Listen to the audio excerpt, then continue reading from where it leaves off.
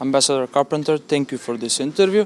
Macedonia takes the chairmanship with OSCE next year. Do you think it's strange for a country that's not a member of the European Union and then that's blocked on its European path to take the chairmanship of such an organization? No, I don't think it's strange at all. In fact, I think it's a great opportunity for North Macedonia to show leadership on the world stage. And don't forget that the OSCE has 57 participating states, some of whom are in the EU, but many of whom are not.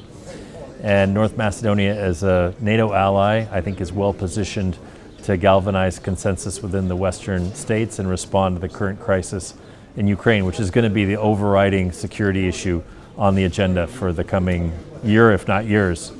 What are your expectations of the Macedonian chairmanship with the OSCE, and do you expect the country to inherit the war in Ukraine? Well, North Macedonia has an excellent diplomatic service. We have full trust that they're going to guide the organization through these turbulent times. I think the key for us is to see that the organization is preserved as an inclusive membership. Now, in the best of times, it's a place where we can agree on common interests and advance our goals in concrete areas. I suspect that over the course of the next year, during North Macedonia's chairmanship, we're not going to see a lot of declarations and decisions. But we want to preserve the field missions and we want to preserve the autonomous institutions because they do a lot of very valuable work on the ground, including here in the Western Balkans.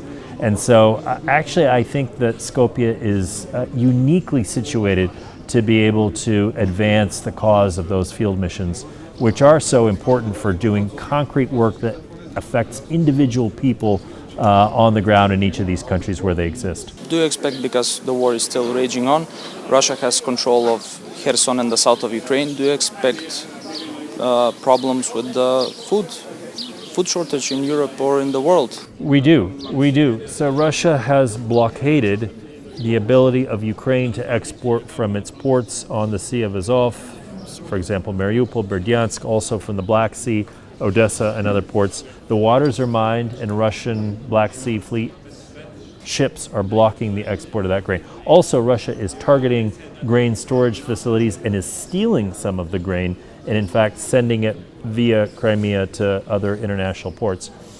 So this is having repercussions for global food security. The situation could potentially develop in a very negative direction, and so it is incumbent now for us as an international community to find ways to export that grain to ensure that people don't go hungry.